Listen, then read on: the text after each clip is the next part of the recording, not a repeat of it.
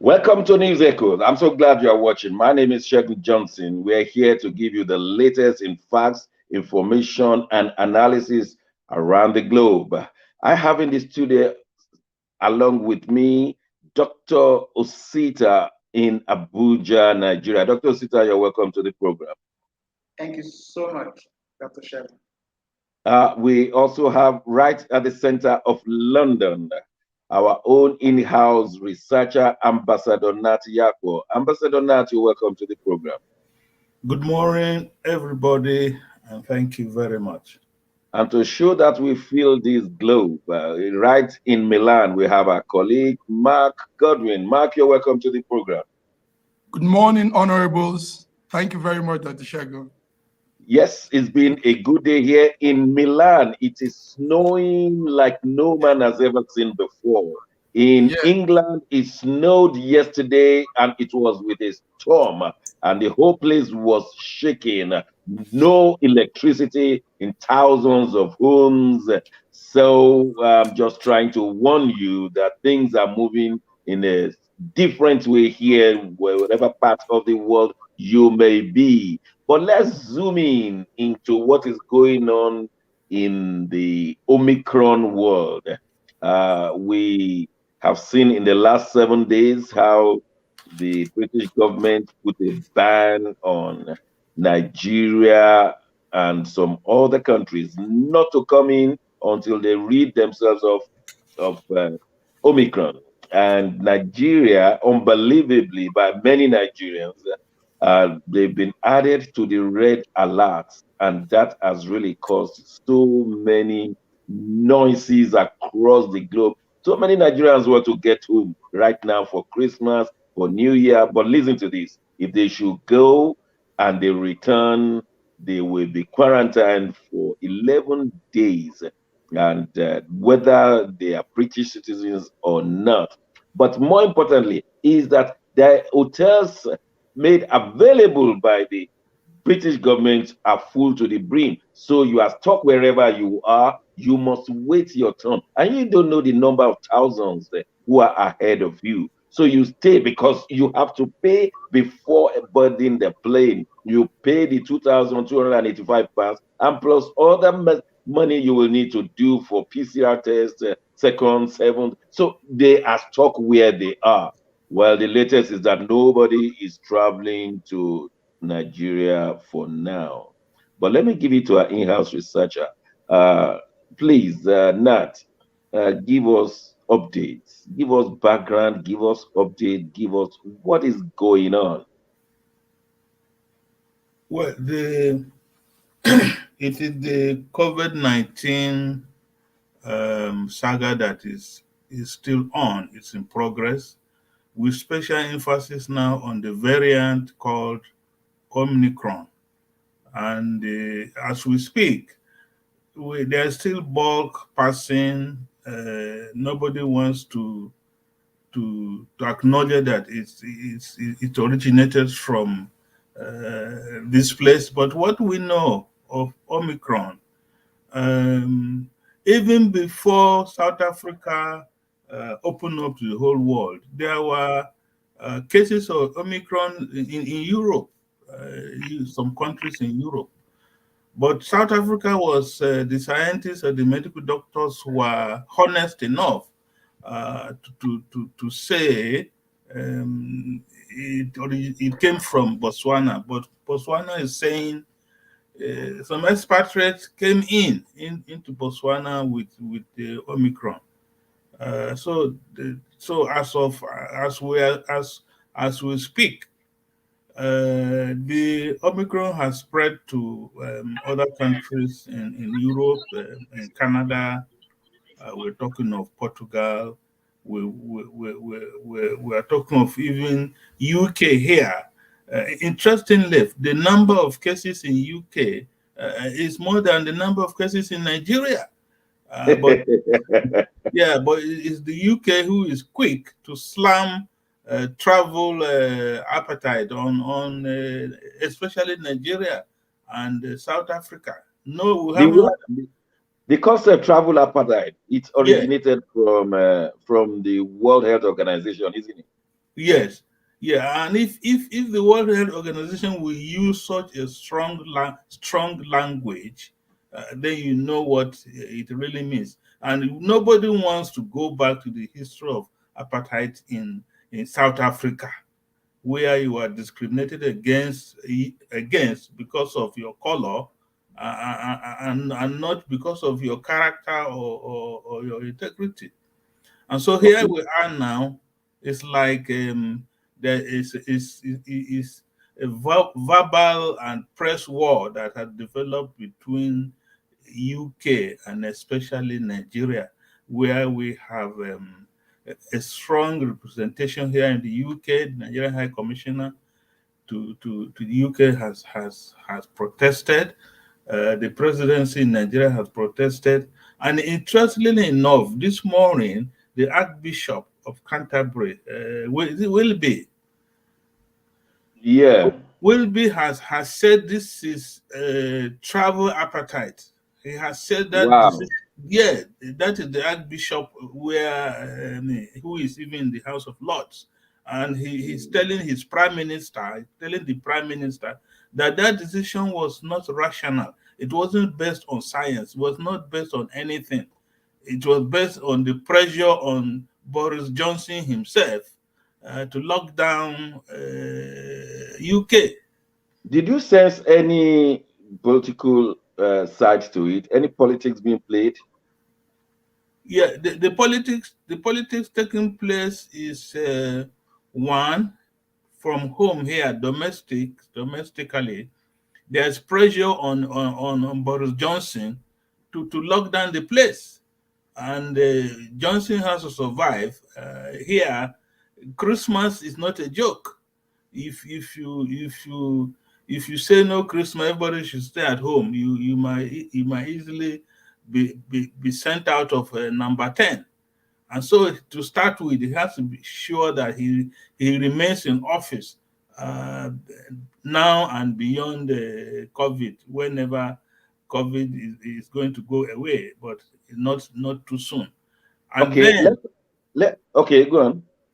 And then Nigeria and South Africa are strategic countries in the continent of South Africa, and especially Nigeria. We remember late Nelson Mandela, may his soul rest in peace, said, "If Nigeria gets it right, Africa will get it right.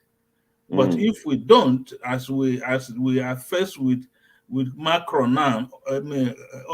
now, and we are just talking, we're not taking a stand.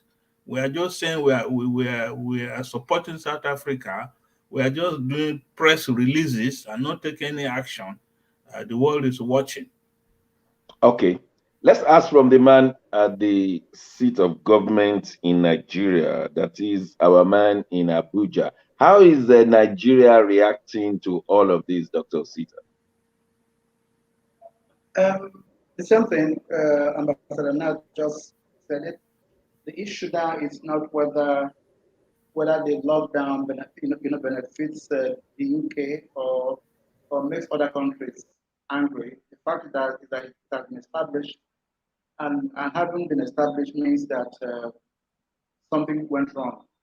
But the most important part for all of us is that I think Nigerians are more Nigerians are in the UK than other African countries because of the way we saw the UK, from time.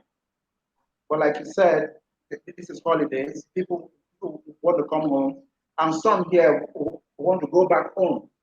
Some Nigerians who live in the UK who are working here want to go back home, but that may never happen. I think it's an experience for everybody because we all make our plans based on having the opportunity of living in two countries. But this is what we have now. But my major pain is how the variant has been tagged South African. It's not right. South Africa has a world record for tracking pandemics. South Africa has been known for years, for the last 50 years, to have one of the most sophisticated labs for viruses in the world. So the fact that they did what they were supposed to have done, and they were very honest about it, is firing back on the country and also painting the entire continent, black. South Africa, tracked that strain, saw that there is a variant that could become the third wave, and reported it. So it now became a problem for a country that was doing its scientific work brilliantly. They were diligent to have discovered it. Many countries would discover this strain and keep quiet. But South Africa,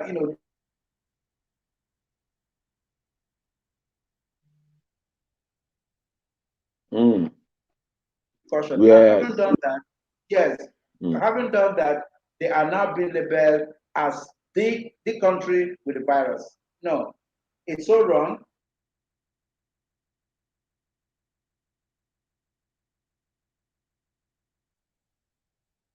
Yes, it is wrong. And we're trying to get contact back with Nigeria. And one can simply say that there are so many things going wrong with this kind of thing.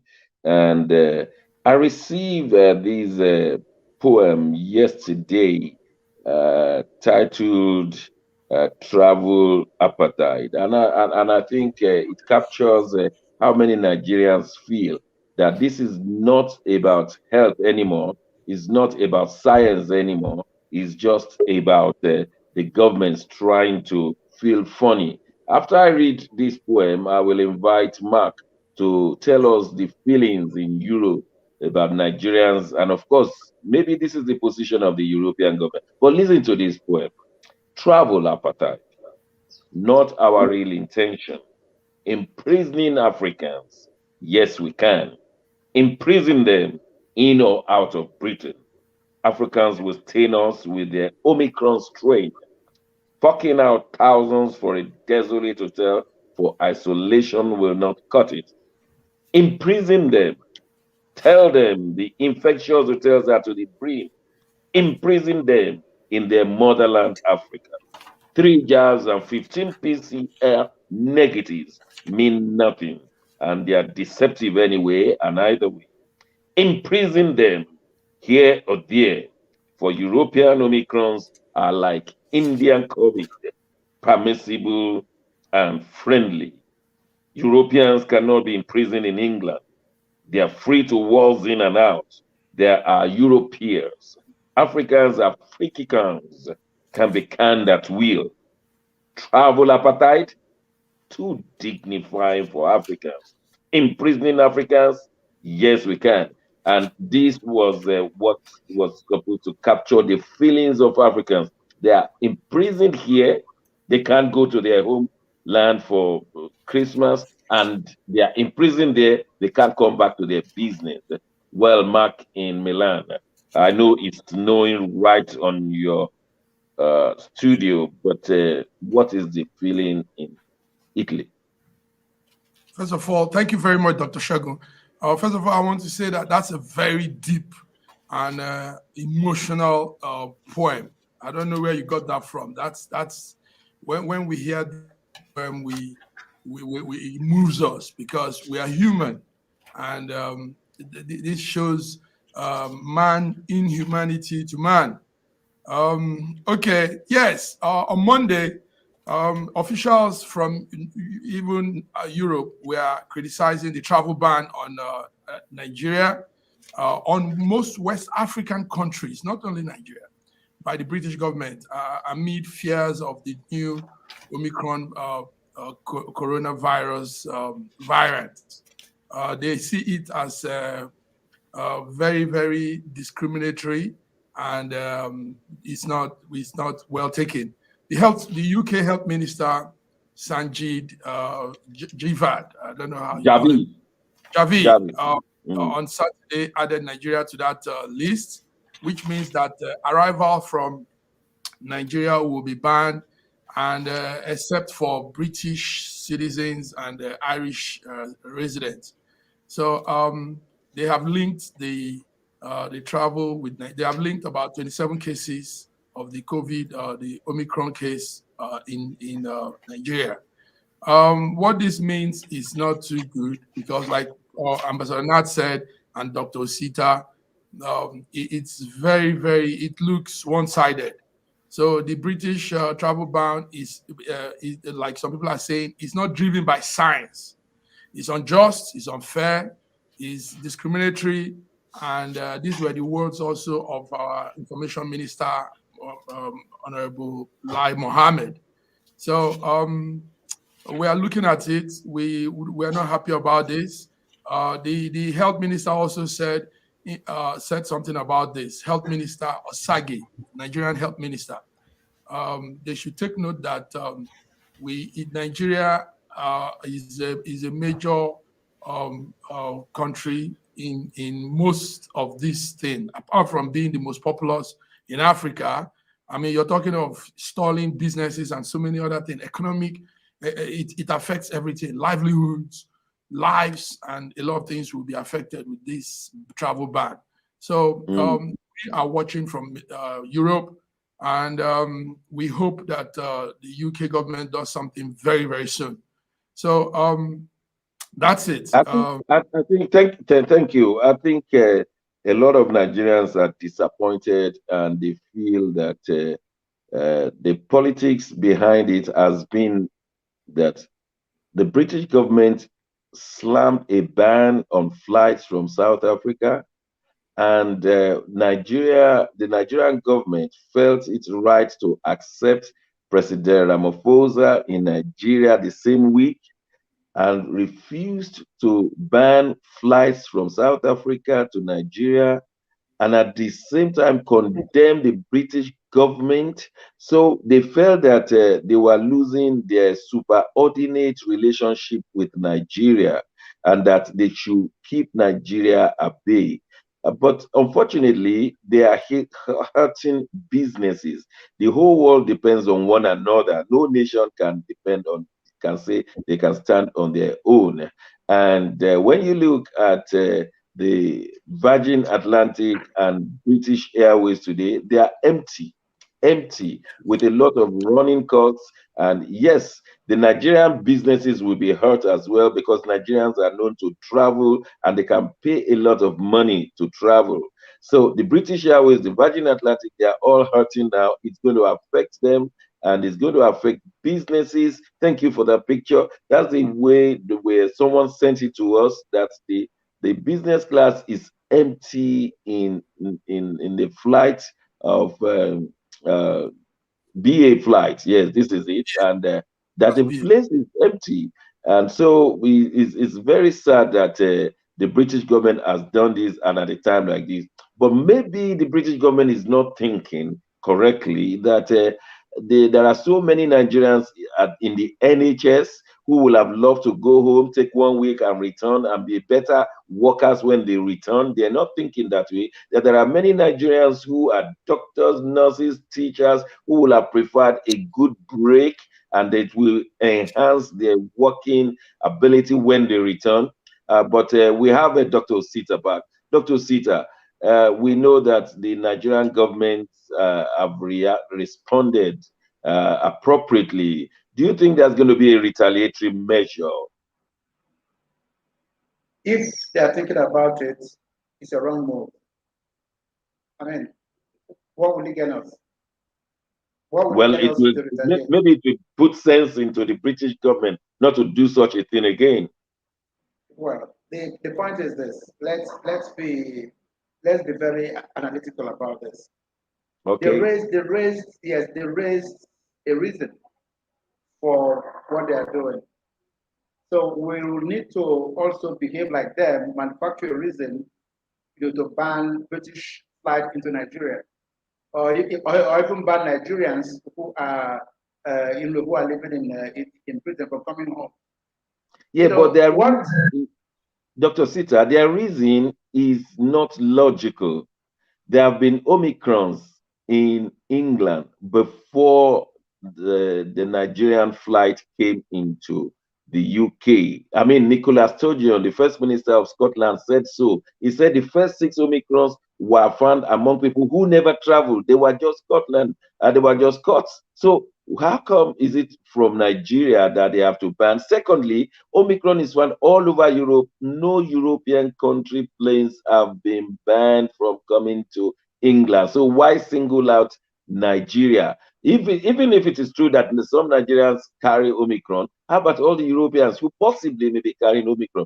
The second question is that Nigerians who are also British citizens as well, who have taken 3 jabs, first jab, second jab, booster jab, probably the flu jab, now will go to Nigeria and will not be able to return. What is the essence of having the jabs if you cannot go anywhere you want and return and then probably self-isolate in your own house?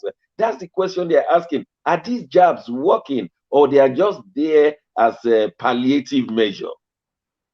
Okay, first question. I still maintain that Nigeria will achieve nothing economically by banning British flights. All we need to do is to negotiate and then apologize. That's all. That's the way I see it. Because if they apologize and they also be able to give us, they are eventually give us the real reason why this happened. We don't need to ban flights into Nigeria, but we are not like them. We show them that we have a higher order understanding of the situation of things. But let me go to your second question. The jabs don't stop the viruses. Okay, No, they go on. don't. They don't. Because it has been shown that even people who have had full 2 doses called the Omicron. So the scare now is, are the jabs responsible? And my answer is, Dr. Shegun, the world does not know the monster that we're dealing with yet. Okay. Our best bet is to honestly go back to the table, dissect the situation from the first day of Wuhan till today, 2 years apart, and find out what really is going on. Otherwise, we are wasting time because people have produced the wrong vaccines for it because they don't know what it is.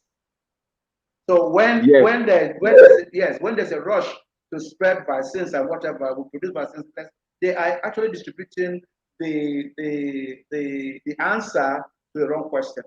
So we need to know what the question is. But the Chinese are not letting us. The Chinese are not telling us anything. China is a closed society. Dr. Shego, you just answered the question. The monsters, the root of the monster is shut down completely. That is why we should be careful. We should go back. I mean, science is science. Whatever it is that is happening in China that are closing down, good scientists, when they go to work, will find out what it is. Let's stop being in a hurry to answer all these questions and then be politically correct and see yourself as winning votes and acceptance in your country. Let's go back to the drawing table and discover who this monster is and find out what really can hold the monster down. We need to. Otherwise, there will be an issue. There will be an issue. The world will deal with what they don't know, for like forever. The British government has told the rest of the world that they're going to review the red list on the 20th of December. They said they're going to review it. And Ambassador Nat, the British government is reviewing the red list alert on the 28th of December. Dr. Osita said Nigeria should not retaliate. Probably some good points there.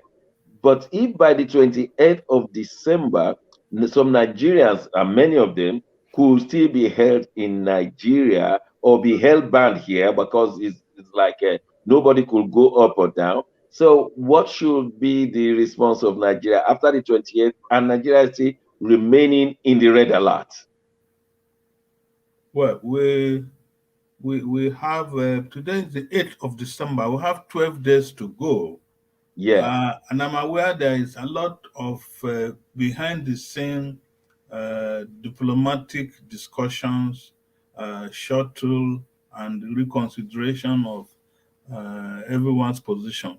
And I'm sure that even the Prime Minister or the cabinet here in the UK, the amount of pressure that is coming on UK, even when you have the Archbishop of Canterbury speaking against this travel appetite, definitely I am even thinking that the British government may review the decision before the 20th of December 2021.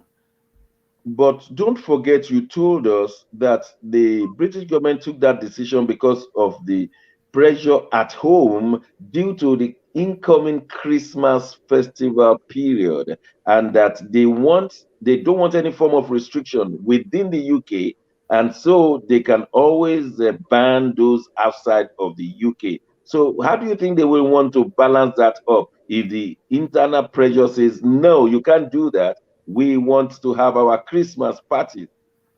Yeah, the prime minister or the cabinet here is still in a position to reconsider this ban, and they may not necessarily lift the ban before the 20th of December, but they will have been able to take a decision which will be made known to the whole world, even maybe before December 20th. Okay, I'm suspecting that they will not mention anything like that before December 20th. And I'm also suspecting that when it comes to the 20th of December, they may now take a decision to lift the ban January 10. Is Dr. Sita there? So, what about the businesses that will have been lost if now they leave the ban, they meet on the 20th of December, they lift the ban, say January 15, like they have always been doing, because they will want to tell you we have lifted the ban on the 20th of December, but it's going to take place end of January. How will you feel in Nigeria knowing that businesses are collapsing? Just like we've been feeling with some losses in the last 2 years, there are so many handicaps that we have to deal with. Importation issues, even when borders were closed, we have had issues with our economy in the last 2 years. But the point is that I think it's about time to Nigeria would begin to determine what makes them really sad. By imputing policies that could help us get things right within the continent. If Nigeria works very well with African countries, most of the things that are happening outside Nigeria from outside the continent can be curtailed, because almost everything we need, and I would say everything we need to develop ourselves as African countries within Africa are here. So if that would be a point for us to start learning our lessons, to get things right within our country, and also within the continent, that would be a very good step, because the time has come for us to be good on our own, so that other countries will come after us. The AFDB bank president has been stressing this, that we should stand up now, be our own man, and let others follow. I agree with you, in total. It's a wake-up call for African leaders. The only Yes. thing is that we are skewed up with our voting system. There are many Africans who could champion the causes of their countries, but the way we vote in Africa is just is beggars belief, because many Africans will still vote in thieves whom they know they are stealing, as long as they get Ankara and Martina, unfortunately. So there are people who can think straightforwardly in African countries, but they may never get to that position. And that is why to say, Africa, wake up, becomes something of a cliche that will not happen. I wish Africa would wake up on an occasion like this, but it will mean changing our leaders. And I'm talking democratically. If we can change our leaders to those who can wake up and be very proud, visionary for their nations, I'm telling you, this kind of thing would disappear. Nobody will do this to a country that you respect. Nobody has banned the Chinese from entering the UK. Nobody has banned the Japanese. Nobody has banned the Europeans. But the cheaper countries who they know cannot sustain themselves, survive on their own, who they can slap on the head, they've done so. And so it's a wake-up call not only to the leaders of Africa, who we know many of them are deaf, but to the individual voters to say, look, it's time to change our thinking and our voting so that we can put fresh hands on this steering. Thank you very much, gentlemen. We have Dr. to go. Before you go, I Yes. think you mentioned something now that is not I need to just say something about. Why Yeah. are we always talking about democracy? Why must it be democracy? Okay, go on. Just a I'll give question you for the you. floor. No, just a question for you. Why don't we evolve a method of governance that will work for us? Why must it be democracy? Okay, I can easily answer that. There are so many forms of government. The only difference between them and democracy is that democracy allows for the participation of everybody, possible participation of everybody, where the leaders are periodically changed by voting procedure, and therefore all other forms of changing governments and presenting leaders, they have not been inclusive like democracy. So when you just take the ordinary definition of democracy, government of the people, by the people, for the people, it takes the people into it. But all other forms of changing leaders have excluded the generality of the people. And frankly, you think democracy will work for Africa?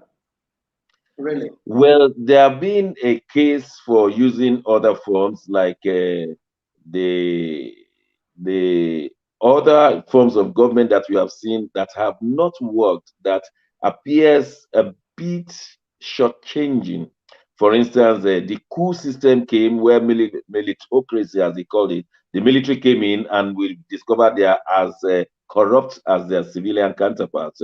If you think of um, oligarchical and feudalist system that we had 100 years ago in different kingdoms, only few people will continue to run the government without the differentiation between the legislature, executive, and judiciary. And those are the three tenets of democracy that allow for separation of power and balancing of powers. So if you now remove them and put them in one king or one head of state, then we are going to have problems as against democracy that has the organs in place. Yeah, my last line and another question is, we have always given examples of people who have doing well. You just mentioned China. China has not been banned from coming to from going to the UK. We talk about Dubai. Everybody wants to go to Dubai. We talk about Singapore. Everybody says Singapore started, became independent same time as Nigeria and Ghana. The point is this: have we seen the difference between what is happening with democracy? Because even America is failing. America failed in Trump's time. America is struggling. Have we seen the difference between that and what has happened in steady economies because of the form of government that is happening? Because we give them as example all the time. We give them as example, but we don't want to be the ones to be given as examples because we are not getting it right. Africans don't have the capacity to do three tiers of government. Africa doesn't have the capacity. The executive in Nigeria does not respect the legislature. They're all bunched together. In other African countries, it's the same story. There's democracy in Uganda. The man is there for 36 years. I mean, let's stop dreaming. Let's be factual. The theory, the organization, the education, the academic of democracy is brilliant. It's fantastic. But the issue is the kind of culture that we come with, the kind of worship that we have for people who are in power, the kind of respect, obvious respect that we give to people who control us, does not allow democracy to function. Okay, we will honestly, we will in the coming weeks, we will give this a special place and time. We will give this discussion because there is oppression in all those countries you have said, like in China. At the moment, a girl can no longer play lawn tennis because the deputy premier wanted to sleep with her, and nobody is telling us anything except some videos. And that's the kind of challenge we have in such a one-man state. But if you want us to discuss it so that Nigerians can listen and participate, we will definitely give it, maybe in the next 2 weeks, give it good time. At this moment, we have to go on a short break. When we return, we'll be looking at occultism in the Nigerian colleges that is leading to deaths, not just one, but several deaths. Don't go away. We'll be right back.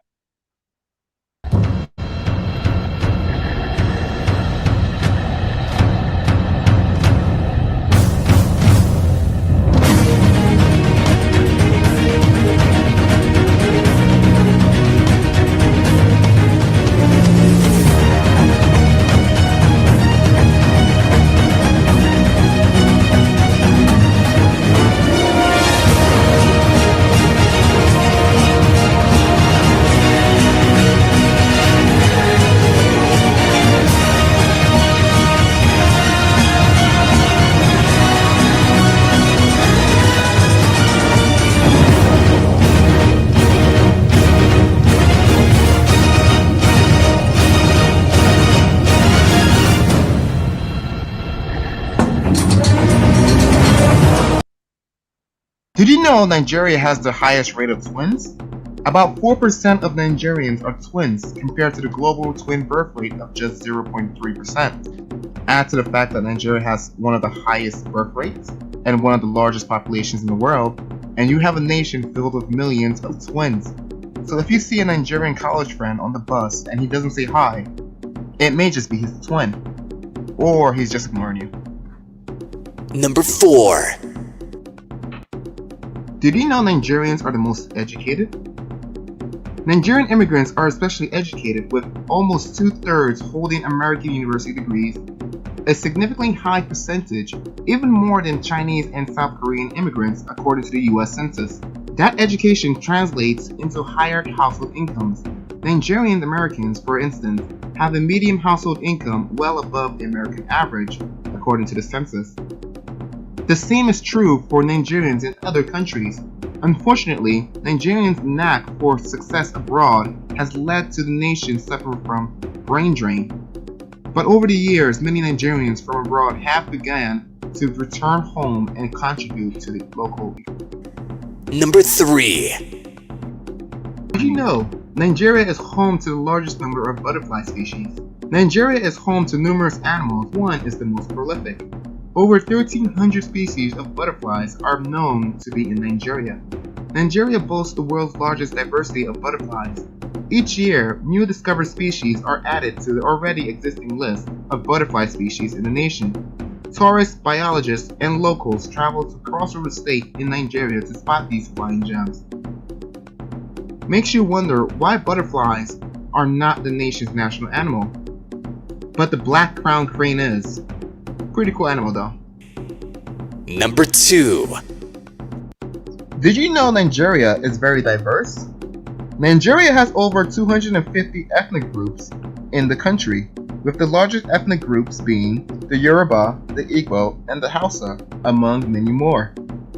A large majority of people speak English in urban areas and cities, especially people who are well educated.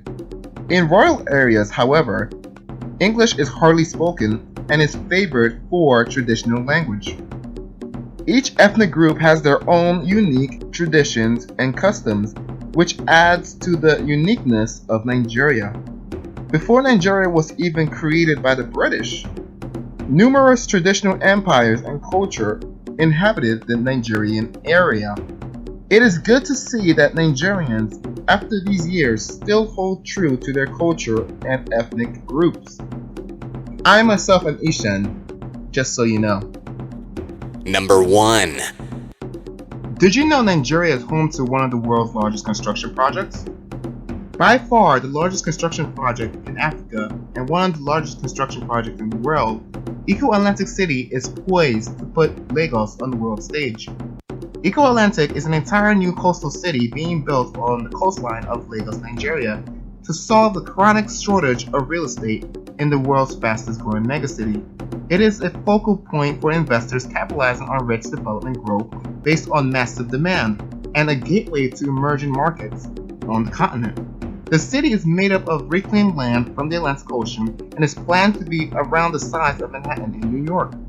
Eco-Atlantic will boast some of the tallest residential and commercial skyscrapers in Africa, and will have a modern transportation network, universities, and world-class retail. What makes this multinational project amazing is the fact that it is 100% privately funded by international and local investors. This project will single-handedly change the face and economic landscape of Nigeria and Africa as a whole, and Nigeria will have an international city to call its own.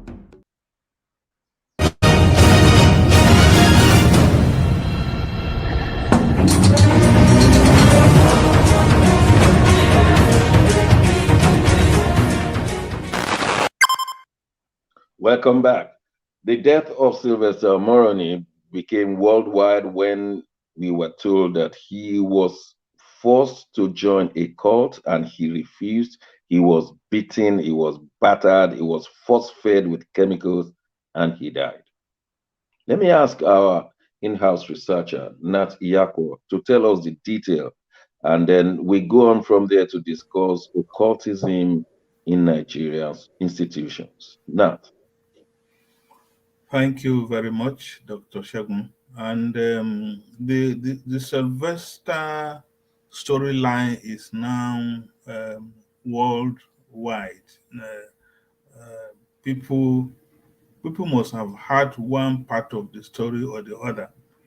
But Sylvester, a junior secondary school, GSS 2 junior secondary school student of Dowen College, a college in the Lekki area of Lagos,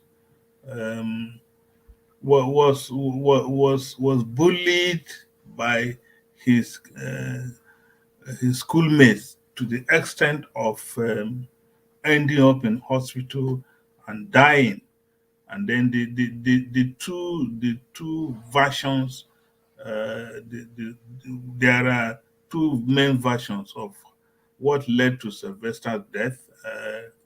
One from Sylvester himself, that he was beaten in the hostel in the college, forced to drink a substance he didn't know what he was drinking, and then the consequences of such actions by the beating and other physical torture applied to him by his colleagues because he refused to join the cult group in the college, or that particular group that came to his room that night. The second version is from the college itself.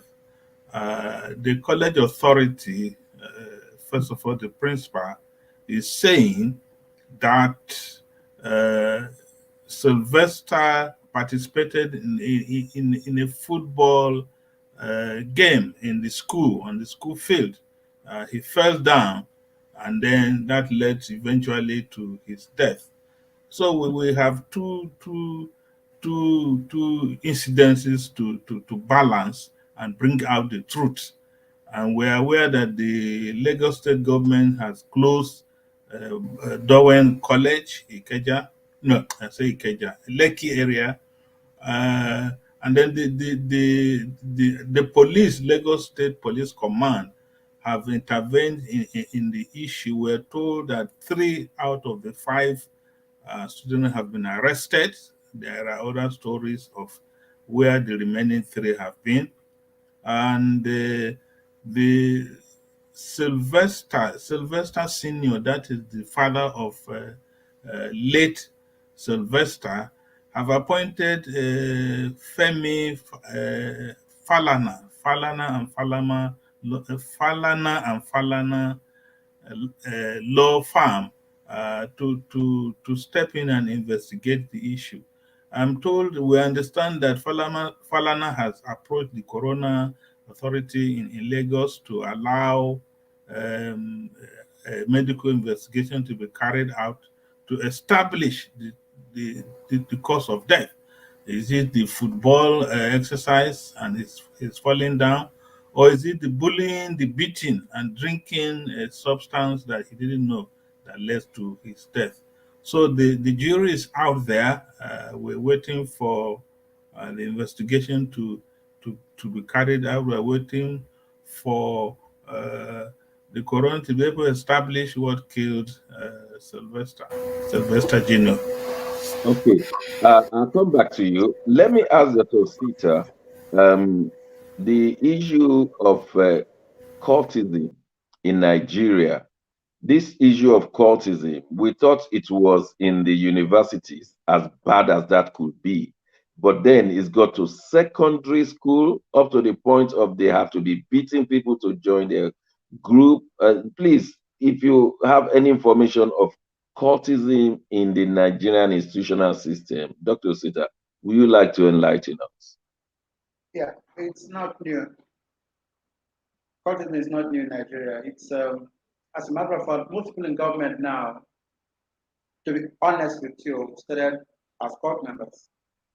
That's why it's difficult for you to find people talk, say anything bad about them, even when they do the wrong things. They started all the way from high school. So those people you find who are hailing them, they're not hailing them because they are super people. It is because they owe them an allegiance as court members. So we have been governed by cultists in Nigeria, and I'm not telling you not to find out from high school level to secondary school to to universities to offices of power. But the fact is that God wanted this to be revealed. That was why what happened happened. Children have been dying in schools because of cultism. So many died last year, some died this year. But the truth about it is that this became a story for Nigerians to talk about because of one simple thing that happened: parenting.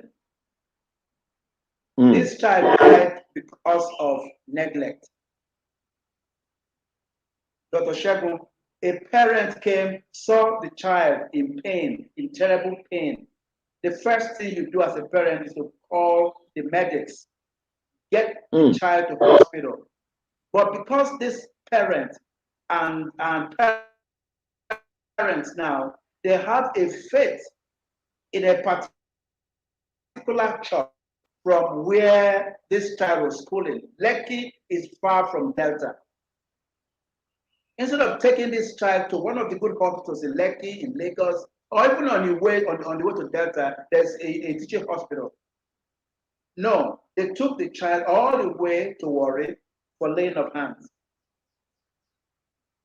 What kind of parent would live after all of this and still live well? Because the issue we're talking about now is not whether people get accidents, people get beaten, people get tortured, but people survive it because they get the real medical attention. So what we're talking about now is yes. The question you asked me, my answer is yes. Cultism has invaded every strata of our existence. The economy, as a matter of fact, there are some businesses that if you're not a cult member, you cannot go into, like the oil business in Nigeria. Why do you think people are just there like a cartel? It's a cult. You have to be initiated into the process. And believe me, apart from the malams and the imams and the native doctors, churches now hold cult sessions. How? There are some churches where if you don't belong to that at the highest stratum, you can never become a deputy pastor, you can never become whatever pastor. But all of them Pentecostal churches. I am not, I cannot begin to go into what's it called, libel stories here by mentioning names, but as a journalist, I owe it society to mention things that I know. Like there are many places where you can walk into now. They call themselves churches, but for you to be able to talk to your pastor, you have to go through some serious initiation process. And that is where the pastors are gods. just like heads of courts. Wow. So if you are asking me questions, the cultism that happened in school is a smaller version to the cultism that the parents were expecting to have been able to take this child away from dying child, a child who has been tortured. Instead of going to the hospital, to take care of the child, you take him all the way to another cult environment where the man is called the bishop of the world. Any decision you make as a family must be approved by him. How So about we are here, in Nigeria. Yes, I hear you on the parental negligence of Sylvester. How about the parental negligence on the bullies themselves? How did they allow their own children in the secondary school to be part of occultism? When I was in secondary school, I mean, it's unheard of. It was unheard of, and I didn't even have any inkling of occultism. Yes, seniors were punishing juniors, but not as in occultic understanding. Please say it again because your voice was breaking. I didn't sorry. What I'm asking is that what are the parents doing? The parents of those bullies in the school, what are they doing? How did they raise up their children nowadays? Aha. This is exactly the second part of my input. They don't care. Wow. Some of these parents may not have seen their children in the last 10 years. And they're in country, they are in National Assembly, they're in Abuja, they are making money, they are traveling. As a matter of fact, parents have started putting their kids in boarding house as from age 2. Wow. In Lagos, in Isolo, yes, mothers now put their kids in primary school that have boarding facilities so they can spend the term in Dubai trading. Wow. I am not kidding you, Dr. Shegun. Come back home. Look, that was my first shocker. There are some primary schools in Nigeria now that have boarding facilities. They have surrogate mothers. Mothers who come and once they want even breastfeed the kids. These kids they don't grow up on their mother's milk anymore. And you're asking questions. Yes, it's as bad as that. So these parents you're asking me, what are they doing? They do nothing. They don't even know where their kids are. All they know is that they feel very good that they don't have money to their children because they make so much money. They make so much money. They think money is everything. And these kids now go all over the place and they are bouncing all over. As a matter of fact, one of the kids in a school in Sapele was asked to go get a gun. And because he couldn't get a gun for 3 weeks, he left home and started looking for where to steal gun from and was caught in the police station. A kid in high school. This is serious. This is very serious. Yes. I told the story here once about an election in a school in Lagos State where one of the contestants killed 3 other contestants. The courts, different warring courts, to go after 3 other contestants and won the election just because there is some largesse attached to the office, a car and a driver, and rent from shops on campus. So tell me, where are they going to go as future politicians? That's the issue. Okay. Until our Let me ask Mark in Milan. Mark in Milan, you've listened to all of these, and I'm surprised that the school only was closed down, this Dowen College.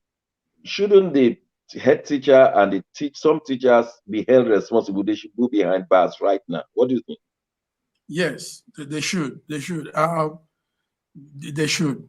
I'm also carried away with Dr. Osita's insight into all these issues. Yes, that's expository, yeah. Yes, he's giving some very great insight. He's on ground there. How could the teachers get away with it? I mean, do you want to tell me the teachers didn't know? Can I answer this? Can I answer this question? Yes, Dr. Osita, yes. When Dowen College itself moved away from their rented apartment where they were housing these kids and built these tall buildings. Yeah. Because it's a very rich school. These kids were paying, $1 million plus as school fees. And they are in large numbers because it is where society meets society. So what they did now was to have different levels of dormitory arrangements.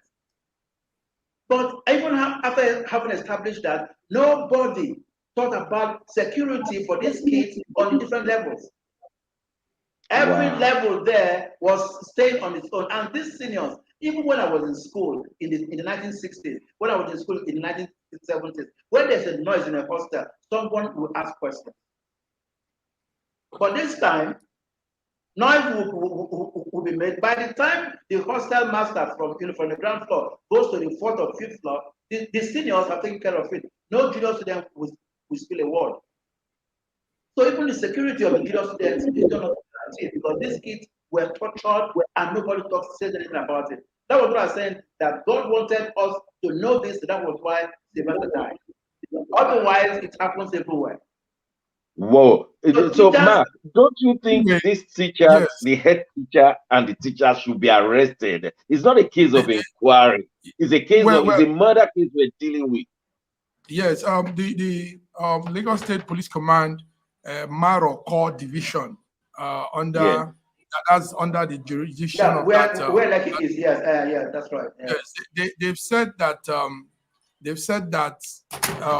the cases they've gone into full investigation on it, and they are informing the public to please report anything. Anybody that has anything concerning this should be reported. Well, we need to go with the law. We need to go with the process of how things are done.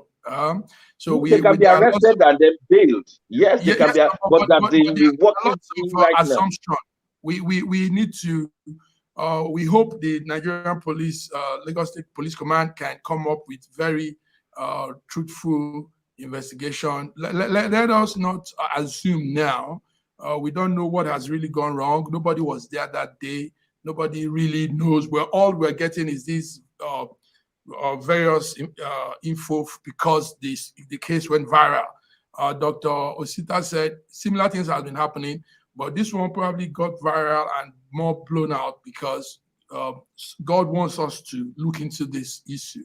So, but for the meantime, I would say that arrests can be made until investigations are concluded. The Morocco Division Police have said they are going on with the investigation, and it's a sad one anyway. The young man died, and the stories we're hearing, a lot of stories, So, but the homicide section of the State Command has promised that they will take all good step into the investigation. So what we need to do now is just wait until these investigations are completed. Then we can know what happened to Oromoni Jr., Sylvester, 12 years old student of Dowen College, Lekki, Lagos, and why this very sad situation, very, very sad.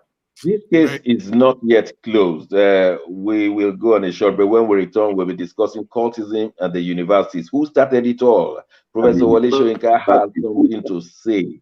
Who started it all? Where we all four here, we went to the Nigerian university. We went through this Nigerian university system, and we knew what kind of occultism was in this university system. So we're coming to discuss it. Don't go away. We'll be right back.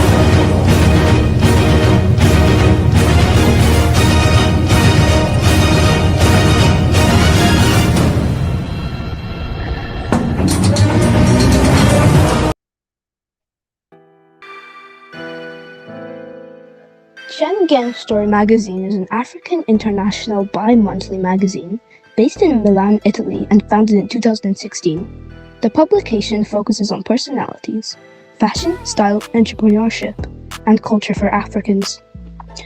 Though articles on food, movies, fitness, music, travel, sports, technology, and books are also featured. Our lives full of best stories. A lot can happen in a month. Expand your mind, change your world.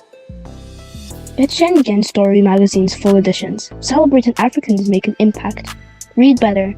The Inside Story. Your fashion magazine for a better lifestyle. Inspiring stories for you. Your monthly dose of entertainment. A better mind keeping you updated.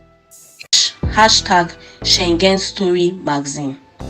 Get Schengen Story magazine full editions. Welcome back to News Echoes. We were discussing the issue of cultism in the secondary school. Some said even they have it in the primary school. But what's the origin of cultism in the Nigerian institutional system? One thing I can say before I give the weight for my colleagues is that I went to the University of Lagos, and I knew that during my time, there was the pirate, there was the one or two other names I can't forget. The Panwandrikas Club, we understood then, was not an occultic organization. Because one thing with occultic organization is that you mustn't know them because of the evil they do. And if you happen to know them, you behave as if you don't know them. When I was in the university many years ago, that was between 73 and 76 at the University of Lagos, the pirates will meet at night, they will sing, they will drink rum and do bloody things, and they never came out to do evil. But once there was a problem within their rank, someone was to be depirated, then they may beat the person, and I don't know what they do else. But they were not known to be very generous with anyone wanting to draw back from them. Of course, it carries some benefits.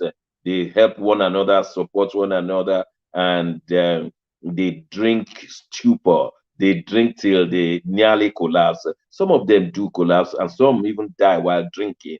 And God knows what they were doing there, but it wasn't a good place. Later, occultism in the universities developed into some serious things that they had to disturb examination. I mean, if they were not ready for examination, they could go into the exam room and stop it and destroy it, and students would flee away and things like that. Then later, they were in charge of the most beautiful girls in the on the campus. If you don't agree for them with them, then they are going to make your life hellish. And this is the kind of thing that I understand it has grown up to. But it's a long time I've left the university system. It's almost 50 years I've left the university system. And so I better allow others to come in and tell us what has been happening in the last 50 years. Nat, Ambassador Nat, Yes, sir. I know you attended Ahmadu Bello University. Yes, sir. What year was that, and what is the level of occultism while you were there? Well, I attended Ahmadu Bello University, Zaria, 76. Graduated Sorry. 76. Okay. Are you hearing me? Yes, I can hear you. Okay. I graduated 1976. Then went for NYC. But before I graduated, or before I entered the university, definitely there were clubs, social clubs with so many other names.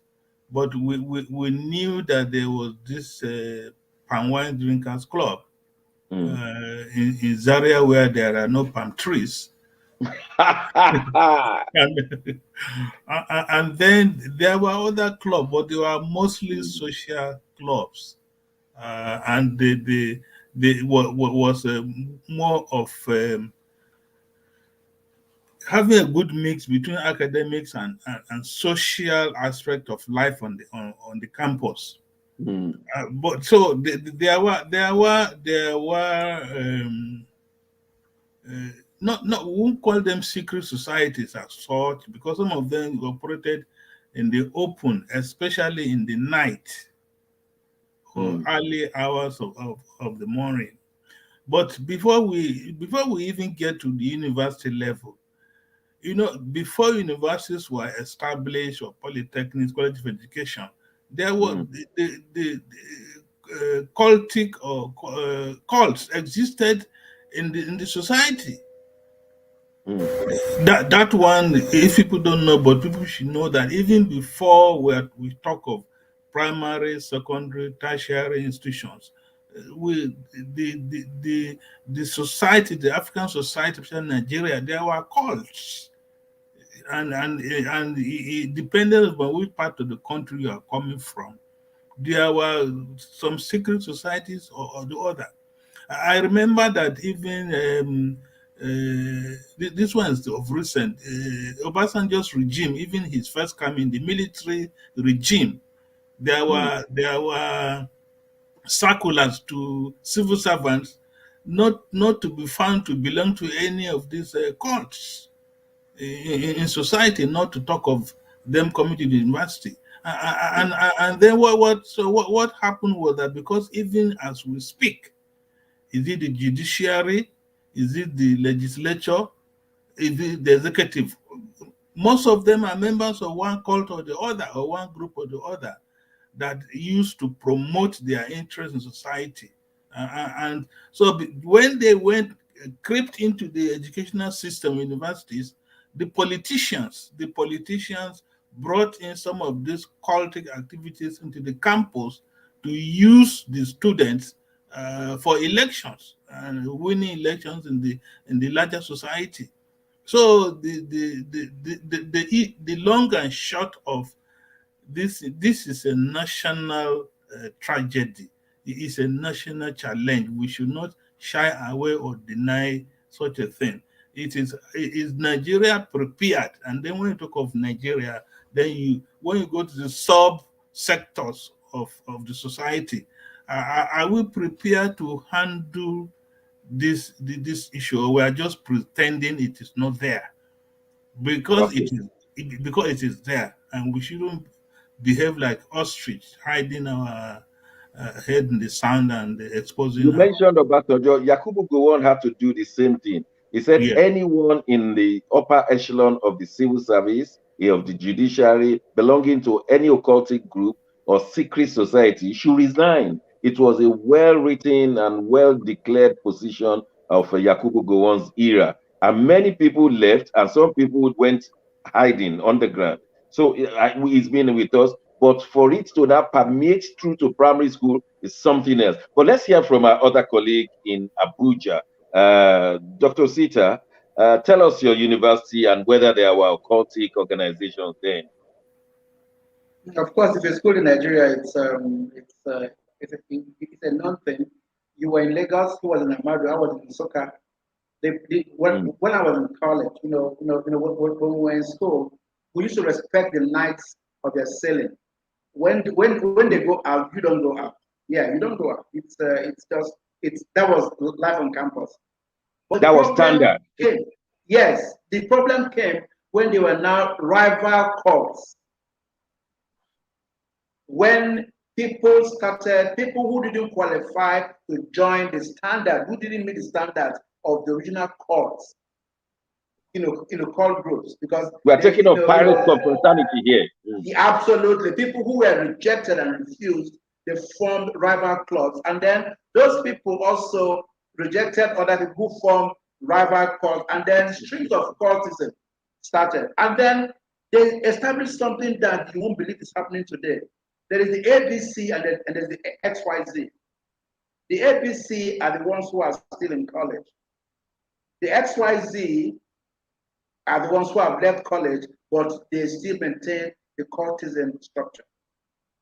So for you to be in college, you also have people you report to outside college that are in government, that are in the legislative houses, They are governors of states. Mm. So by the time you find yourself so powerful in that continuum, you want to stay there, because when you come out, there are favors waiting for you. You become a commissioner someday. You become a deputy governor someday. You become somebody. So they have formed that, and it has become so people don't even understand why some governors make their choices they make to appoint commissioners. These are the secret things amongst them. Now let me zero in on Professor Wole Soyinka. We are told that he started the Pirate Confraternity at the University of Ibadan, and many parents have confronted him in the open space. If you go to your YouTube now and put in Wole Soyinka defending confraternity, it's there. It's nothing hidden. Now, Professor Wole Soyinka, I don't know, with all the good things he has done, the issue of pirate confraternity that has led to the death of many people, he still has to answer for it, or what do you say? No, pirate. Well, the pirate that we knew while we were in school wasn't responsible for deaths. I just told you how pirates rejected people and they formed rival clubs. These clubs now became they wanted to show, the reason why they rejected them was that they didn't qualify. They didn't meet up academically because pirate members were first class students. They didn't meet up by finance, because the pirate people, the pirate members, they don't depend on anybody. They didn't meet up by conduct, because these are gentlemen, the best dressed students on campus. People you never believe could be secretive. You go to them and meet them; they're very kind people, very kind. Dr. Shegu, these people will leave their lunch for you. So when most people who came to the interview to join failed by all these standards, they said no, there's no way we can wait for pirates. Let's form our own. The blacks asked. Okay, because there are many areas of this pirate cultism we have to discuss. Let me go to Milan. Mark, what's your impression? You went to ABU, didn't you? Yes, I was in Zaria to ABU, Ahmadu Bello University. But let me say something to Ambassador. The North actually doesn't have much filtration of occultism. It is there, but it's not as strong as the South. The North of Nigeria. Yes, in the North, there were all of them were also happening. The Buccaneer, the pirate was there too. But the Hausas generally are not cultic driven, but in the South it is deep. Now let's also talk about the pirates. It's a perverted. I'm not supporting Wole Soyinka, but these are his words.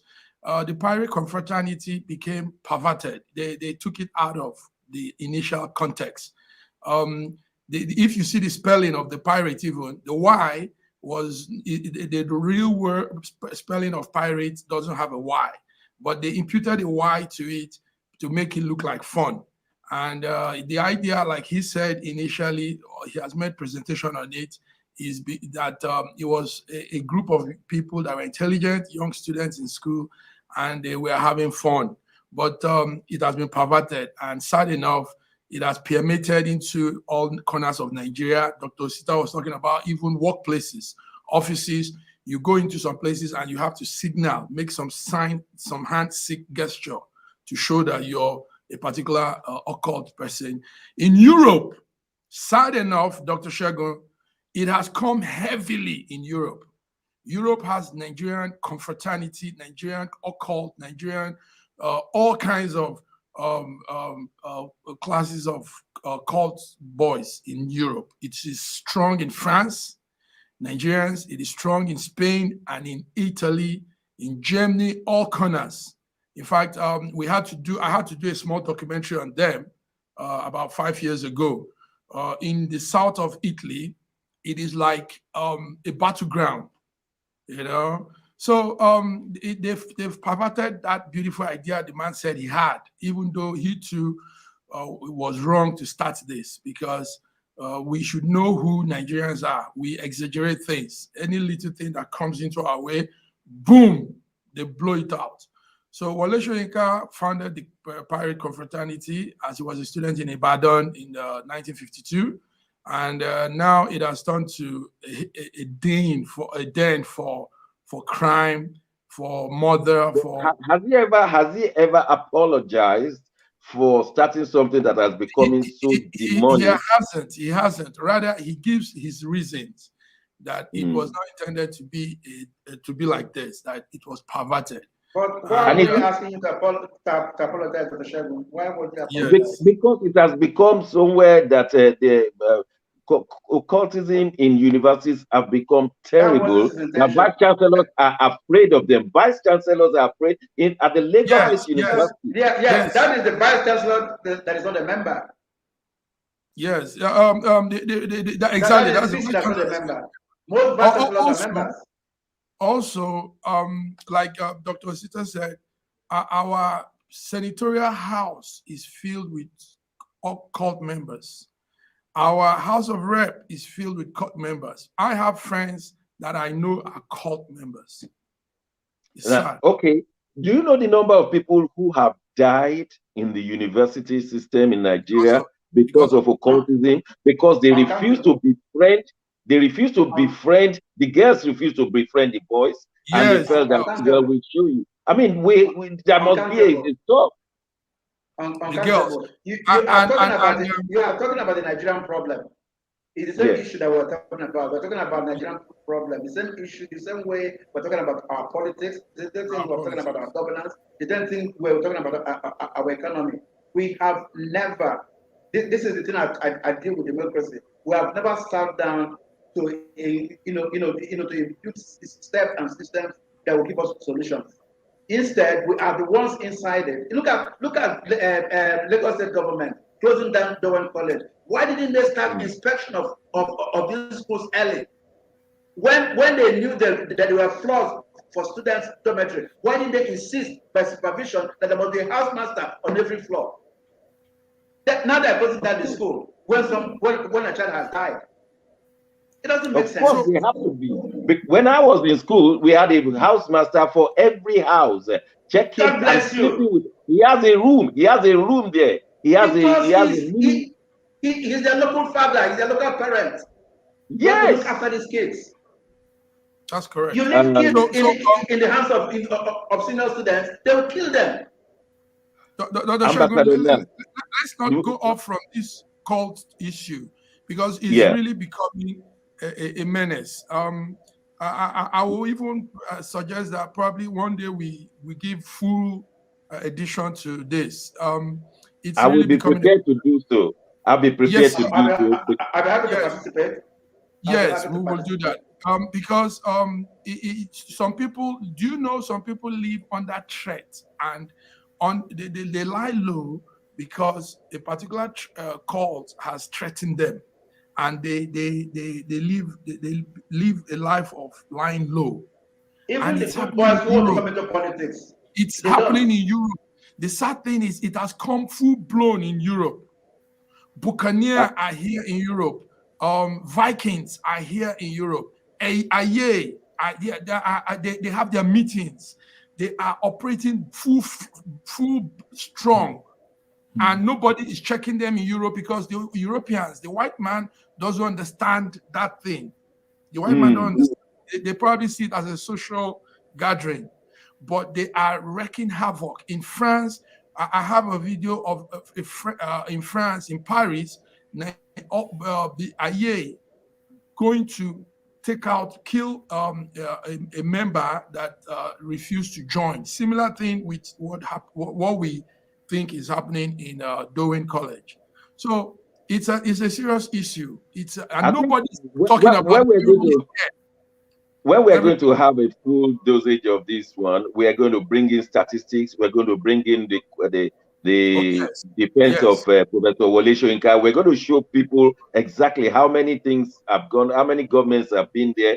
And the other day, 2 years ago, I went to the Lagos State University, maybe 3 years ago, and I saw their security men with guns. They were not police officers. And I said, excuse me, what are the security men doing with guns? These are not police officers. They said it has come to that because the cultic members, students were bringing guns. The only thing to deter them was the full combat. Because on the day of examination, if they were not prepared to do examination, these boys will simply come in shoot guns, and the students will scramble, and that's the end of the exam. It was that bad. So, Ambassador Nat, can we enjoy from your understanding? How do we stop these things? Because vice chancellors are afraid of them. I know that there is a connection between some governors and Wole Soyinka, and I don't want to mention name, but he knows himself. Rotimi is very close to Wole Soyinka, and I'm suspecting that they belong to the same fraternity. But let me ask from you, Ambassador Nat, how do we curtail such things? You know, I have mentioned here today that this is a national challenge, it's a societal problem. But it looks like from the national to subnational, people are pretending that this issue is not big enough for national attention, but it is. You know, we have what we call socialization agents. Mm. The process of socialization starts from the home, the family, and then go to the schools. But what is happening today is that the agents of socialization, especially the home and the family, have abrogated those responsibilities and transferred them to the schools where the children are attending. And the school also have enough challenges on their own. First and foremost, when you send a child to school, first and foremost, the parents trust that institution that they will protect such a child from internal wranglings, from other vices. But this is not happening. So and again the issue of our values and our ethos, the children are coming from different social background, social and economic background. So unless and until we appreciate the quantum and the quantum size of this challenge we have, it's going to it has destroyed the nation. It has destroyed Nigeria because as Dr. Sister said, and Mark, the issue now is it's a network, and it has spread all over the place. The north that Mark was saying are not cultured enough. Their own strategy of doing things is different from maybe the east or the west. The average Hausa Fulani man have their own network which they deal with their people, and it's cultic as far as I'm concerned. But when you don't know, you think it is not there. It is there, seriously. So this is it. Let me pay tribute to the son of my friend. My friend's name is Oshoba, G.O. Oshoba, one time assistant director in the Nigerian Post Authority.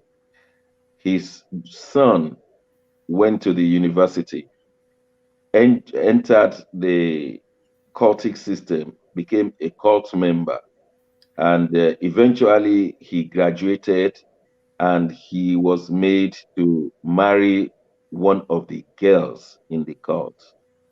And as time went on, working as a graduate with his wife, he then became born again Christian in RCCG. And after a while, RCCG decided to make him a pastor. And so, first of all, called him assistant pastor. And the cultic leaders went to him and say, "You have no right to become a Christian. You have no right to become a pastor. Go there and tell them you are no longer a Christian and you are no longer a pastor." Of course, he refused, and they colluded with his wife to invite him out, and they killed him. I'm talking of the son of my own friend, Oshoba. Oshoba, that incident even made my friend to die early. He's died now. He will never forget, because that was his first son, and that was how occultism killed him. That girl that we swore we will suffer for it, the so-called wife, ran to the north. Shoba was living in Lagos and his family. She ran to the north. And so there was a private investigation to look out for her. She was sighted. And the very moment she knew she was sighted, she ran again, knowing fully well what she has done to kill another man's son who happened to be her own husband because he left the court. I mean, parents should stand up and rise and say, this should not happen. I mean, how many undergraduates will they kill? How many children in the secondary school will they have decided to come out with the names? Because that was personal to me. And it's not right that we will allow this kind of thing to happen. I will just give Dr. Osita a few minutes to 1 or 2 minutes to say something before we go on short break. Thank you. Well, what you just said to me now resonates a lot because my friend lost a son too. The pain about that stays forever. But the issue at stake is that cultism gives you, number one, loyalty. That was what the wife of your late friend's child had. They slept together, ate together, they were man and wife, but he was second fiddle.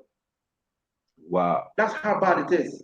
Second fiddle in the sense that she can actually get pregnant, have a gestation period of 9 months, give birth to a baby, and they can ask her to sacrifice that child, and she will. That's the issue. That's what you find in society now. All these black politicians who go to make rituals. It's cultism. Everybody has a kind of cultism, aligning him. And His Excellency just said something that was peculiar. Nobody in Nigeria, northern Nigeria, has gotten their own pattern, and it's getting worse. Cultism is a standard in the ministries. There is a way you stand before a minister and make signs. She understands who you are, and you are given the contract. Because if she does not do it, where the loyalty comes from first is the court. The head of the court will chastise him or her and tell her that she'll be punished for not obeying or for not giving a fellow court member the first chance. They all have preemptive rights. And even at death, they don't leave them alone. This, my friend's son, when he died and the man went to pick up the dead body of his own beautiful son, took him to the burial ground, and they invaded the church. The court members invaded the church when they were, and then they were driven out, and then went to the graveyard and surrounded the body, and it will have been a way of saying goodbye. Yes, that was saying goodbye. Yeah, they have to do it themselves. As a matter of fact, some of them are so bad now that they cut some parts of the dead body because that court member was a member, was part of cutting someone else's part. Some of them take their private part, some of them take their eyes, some of them cut their tongues. That is the dark side of our country, and no democracy can solve it. Well, this is something that we really need to come back to the whole world to bring statistics, to bring interviews, and we will invite people to come and talk into this, because what kind of legacy will we leave to our grandchildren if this is what is happening? One young man, Sylvester Oromoni, has lost his life, and how many Sylvesters do we know that will still be killed? We will definitely come back on this one. Don't go away, we'll be right back.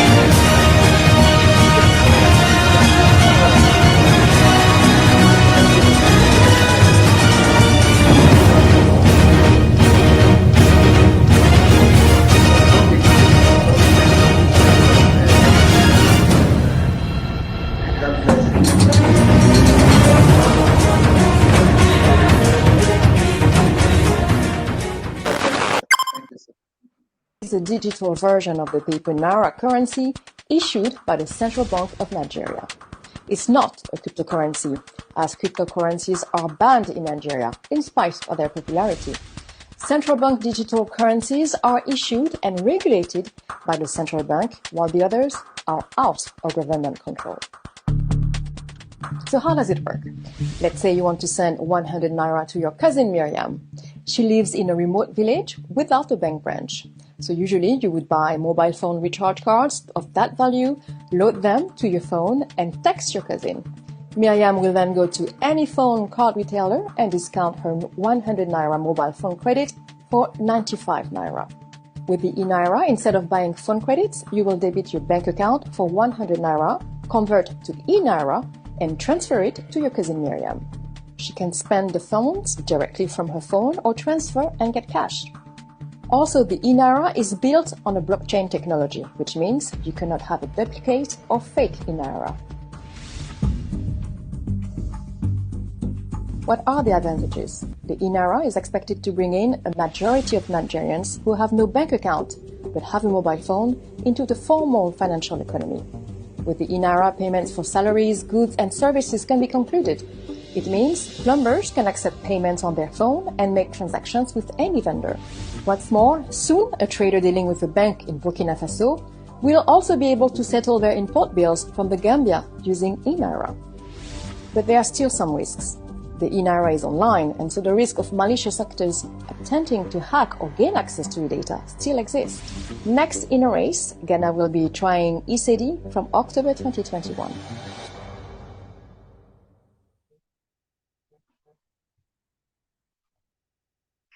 Welcome back to News Echoes, and we thank you for staying with us.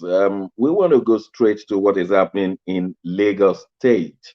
You recall the NSAS report was written and presented, and four-man panel wrote white papers report. In essence, the Lagos State government rejected the death, and Governor Sanwo-Olu went on to pick a few activists and said they should come and have a work peace with him.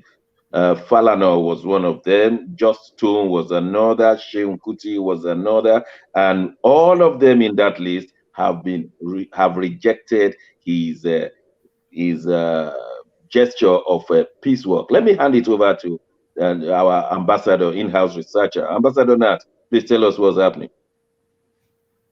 Well, the white paper on the NSAS panel's report has generated a lot of controversies, as controversial as NSAS itself.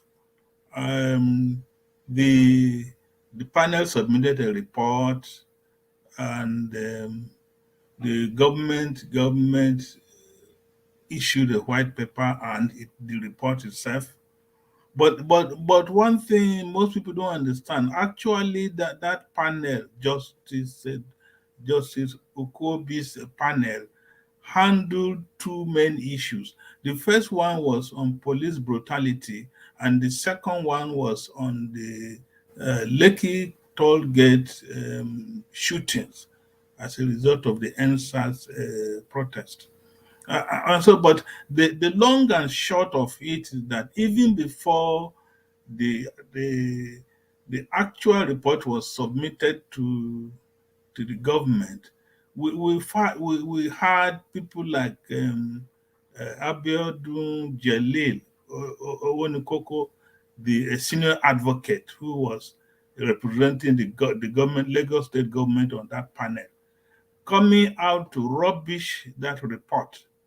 So by the time the government will receive the report, issue a white paper, they had rubbished the report. We even know that the Honorable Minister for Information, Lai Mohammed, rubbished the report. He said it was fake. It was tales told by moonlight, and all that was said. But when the white paper came out, the white paper also generated some other challenges. But I will encourage as many people as possible to read the reaction of Ebun Adegboruwa, a senior advocate too, who was on that panel representing NSAS and other interests. I think he brings out a more acceptable reflection exactly what happened in the sittings and then the report itself. The discrepancies Jalil Owonikoko brought out and the reaction Adegboruwa brought out will give you a true and balanced report. And again, the Lagos state government, has an existing law, and once that law was used to establish the end panels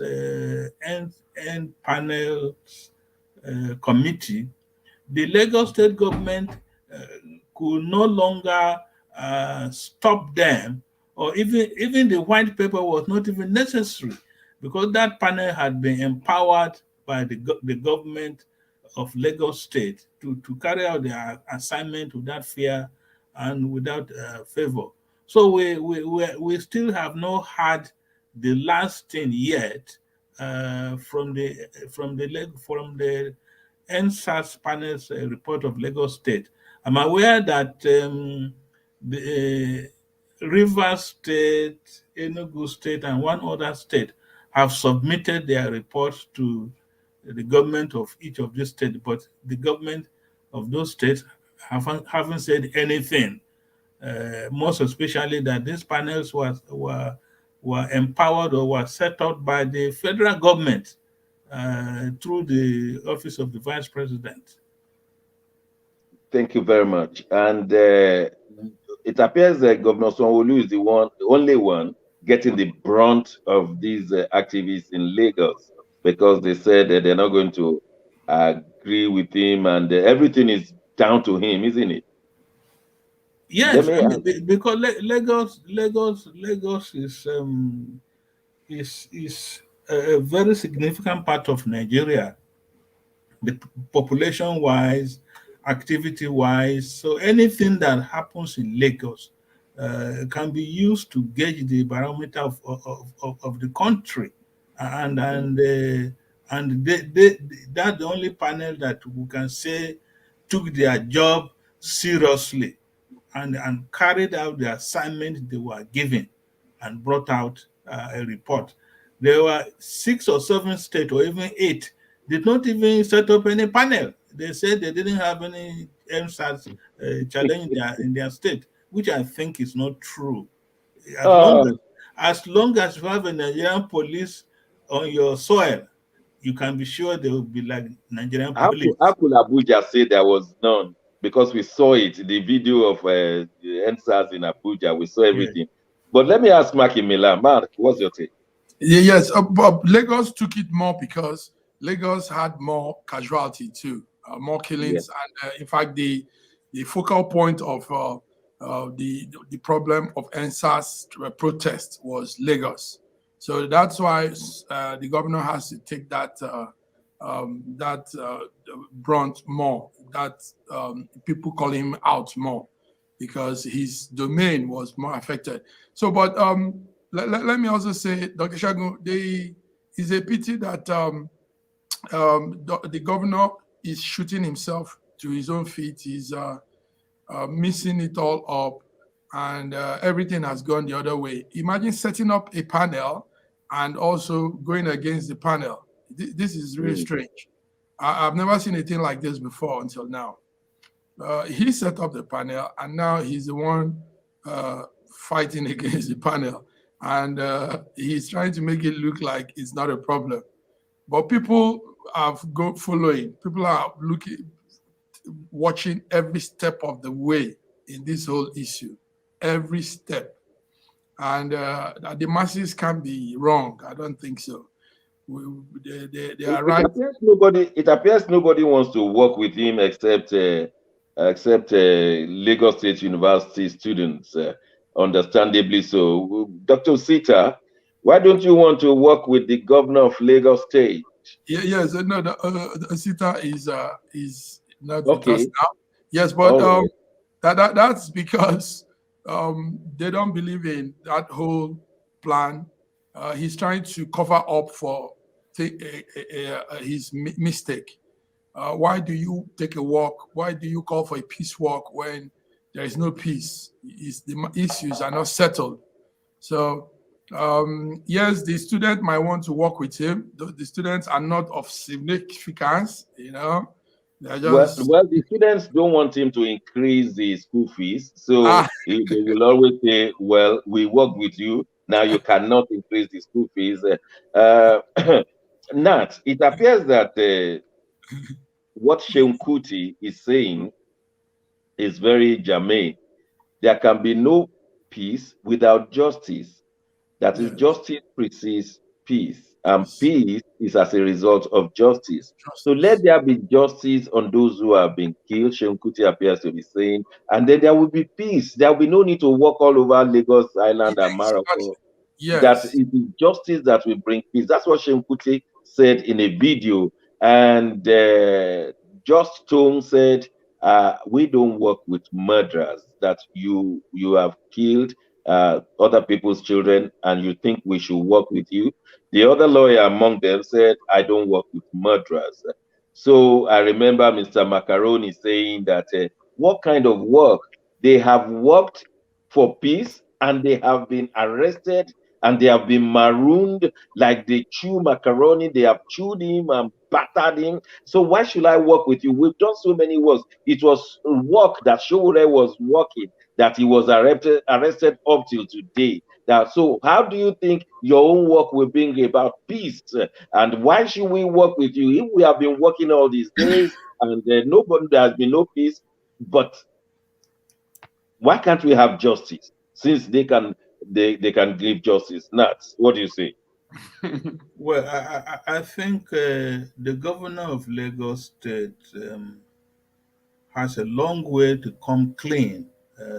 Mm, The way he has conducted himself, he hasn't discharged himself creditably. It's because even before the NSAS killings in the Lekki toll gate, Governor Sawolu had said things in the public that are simply lies. He was telling lies to Lagos citizens, to Nigerians, and the whole world. mm, With the panel's report, he has really not come out clean. The panel just run short of indicting him. The way he acted, he behaved, and carried himself through that period. You don't in the past people said time heal wounds, but that longer is no longer tenable. It is not justice. There has to be justice, there has to be mm, justice, there has to be justice. Justice has to be seen to be done to the people who are directly affected, the secondary group, and the society at large. In fact, nobody should believe him again anything he says. yes, This is what these other people are saying, that we don't believe what you are saying. Tell us the truth first, and then if we think you are telling us the truth, then we cannot work with you. You cannot be talking of peace work, as Mark said, when there is no peace. And the only thing that can bring peace is justice. That is the justice. bottom line. That is the starting Because point. people are very aware. People follow now. We're in a time when it's social media, and people are following everything that is happening. So, like Pastor Nat said before, time heals things. mm, Because mm, the consciousness and the awareness wasn't that strong. People were in that, but now people are following, people are watching. So it's not time again. People want justice now, and when it's something they can behold, then their mind will be at rest. So it mm. is justice they want, not Now, the time. argument of the government, on the other hand, is that nobody is claiming these dead bodies. Why is the panel claiming that there are dead bodies? That where are the relatives to come and make noise against the government. That is their argument. And I think to quash that argument, some people, some relatives have gone to employ Femi Falana to go and stand in for them because the government has been saying yes. So how far do we, what do we know about that? I think, as I said before, people should really go and read Adegboruwa's reaction to the white Tell us paper. in a nutshell, what did he say? No, he all those discrepancies when Nkoko was saying they were between the report and what was the discrepancies are not there. Some of the challenge, some of the areas is typographical errors, which could have been corrected in the Ministry of Justice of Lagos State, where the report was domiciled, where the secretarial work was done. And then the question of duplication of names was also the issue of arranging the report. You know, sometimes when you print out or you photocopy or you scan, sometimes there could be overlapping of pages and even names of the people. And so I want to go with what Ebun Adegboruwa is saying. People should read his report. People should find time, because some of these other groups, families and others, have not even taken the pen and time to read the panel's report, to read the government white paper, and to read what Ebun Adegboruwa is saying. I've read that report, and Adegboruwa matched point for point all the disagreements of the Lagos State government. Adegboruwa put in a defense of each point, and that the Lagos State government could not say that people were not killed. I mean, Adegboruwa was very clear about that one, and the Lagos State government was just palliating issues. Mark, you think who will solve this problem? For the first time, the government is fighting its own report. That's what I just said. It's interesting. It's very it's strange. So well, let's see how it all plays out. Some reactions are coming in, and we are watching. We can't say now. We are from a place where things are done zigzag, the other way around. So one can't really predict anything or say anything until. Yes. We want to thank all our viewers, all our live viewers who are bringing in reports. Some of them we've been showing you.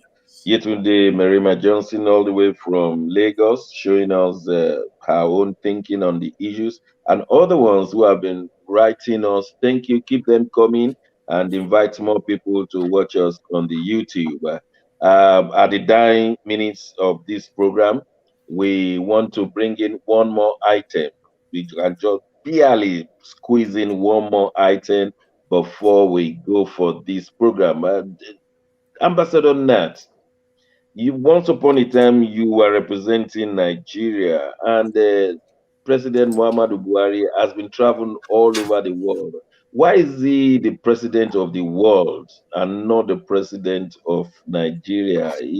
He's been moving around, but the most important and the most recent one that we want you to inform us is his visit to Dubai. What's he doing in Dubai? What's the relation between Dubai and Nigeria at a time like this?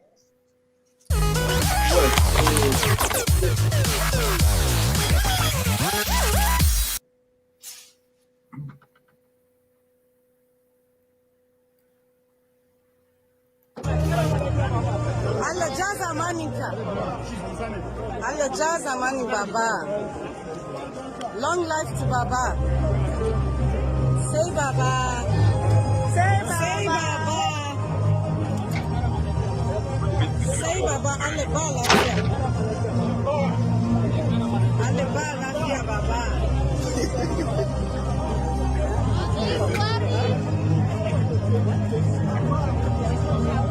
Mr. President. Say Baba. I wish you journey mercy.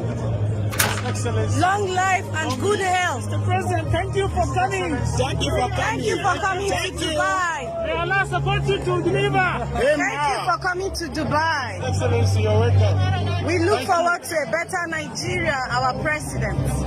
Long live Nigeria. Long live Nigeria, better Nigeria. We look forward to a better Nigeria.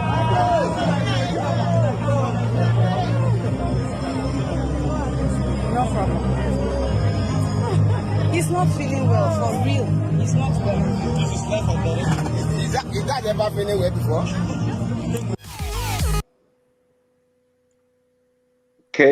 Can you believe that? You just said long live President Nigeria. You just said better health. Then you say he's not feeling well. I mean, who are these people? Ambassador Nat, help us out, please, quickly. You don't have much time. Well, okay, let's in the diplomacy at the level of heads of states, there are meetings that the head of state shouldn't attend. He delegates his vice president or his ministers.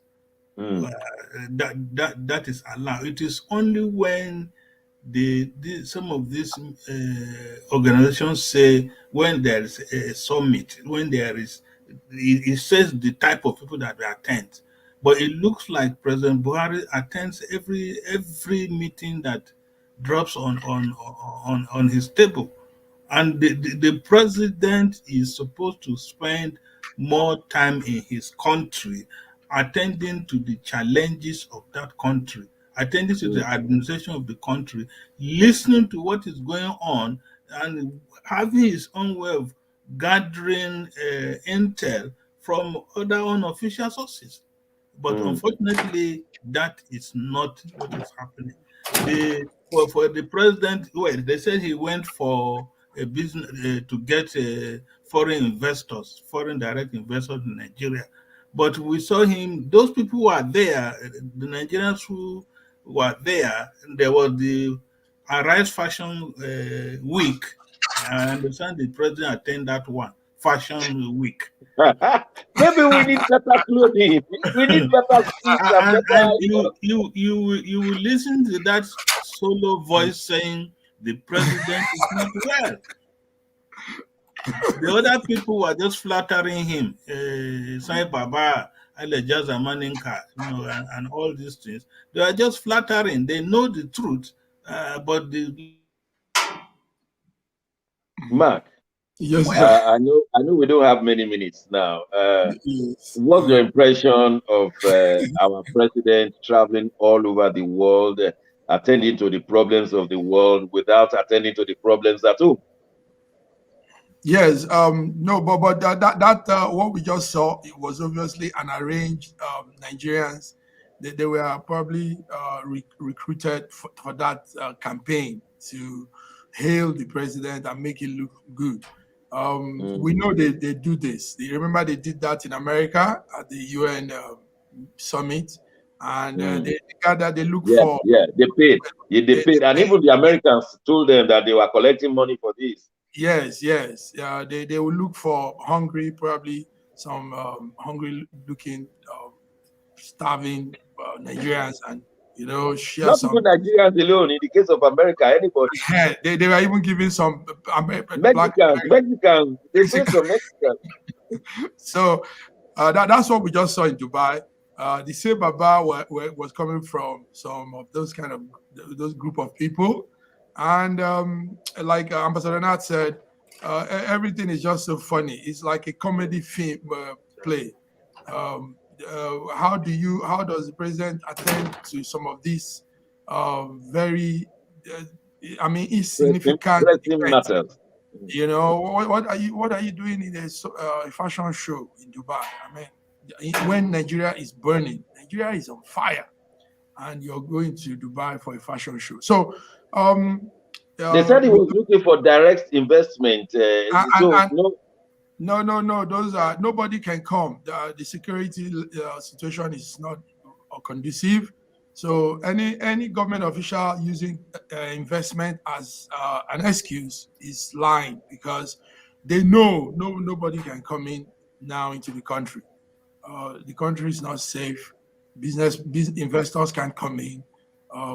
So it's really funny. He doesn't go to very important places in Nigeria. And even when we had the police, the chief of Air Force, the officer that died, he didn't even go there. Tahiru, when Tahiru passed away, he wasn't there. He wasn't at those very important situation events, but he's at Arise fashion show in Dubai. Funny, very funny. Well, gentlemen, I just have to thank you for today. Ambassador, now, what will be your last take today? What would you like to tell Nigerians in very few seconds? Well, we are we're in a very critical time between now and 2023. The nation needs to be brought back on track so that we can stay as one nation. Thank you very much. Mark in Milan, I know it's still snowing there, but what would you like to tell the rest of the world?